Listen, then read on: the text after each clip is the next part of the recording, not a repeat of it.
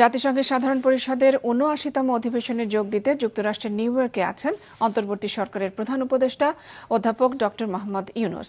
প্রধান উপদেষ্টা ও তার সফরসঙ্গীদের বহনকারী বিমানটি বাংলাদেশ সময় আজ সকাল 8:30টার দিকে নিউ ইয়র্কের জন এফ কেনেডি আন্তর্জাতিক বিমানবন্দরে অবতরণ করে। জাতিসংঘে বাংলাদেশের রাষ্ট্রদূত এবং স্থায়ী প্রতিনিধি মোহাম্মদ আব্দুল মুহিত এবং যুক্তরাষ্ট্রে বাংলাদেশের ভারপ্রাপ্ত রাষ্ট্রদূত ডি.এ. সালাউদ্দিন মাহমুদ বিমানবন্দরে প্রধান উপদেষ্টাকে অভ্যর্থনা জানান। ডক্টর ইউনূস আজ জাতিসংঘ সদর দপ্তরের সাধারণ পরিষদ হলে পরিষদের ৭৯তম অধিবেশনের উচ্চ পর্যায়ের সাধারণ আলোচনায় যোগ দেবেন। অধিবেশনের ফাঁকে মার্কিন প্রেসিডেন্ট জো বাইডেনের সঙ্গে আজই বৈঠক করবেন প্রধান উপদেষ্টা। বাংলাদেশ সময় রাত ৯টায় জাতিসংঘ সদর দপ্তরে এই দ্বিপক্ষীয় বৈঠক হবে।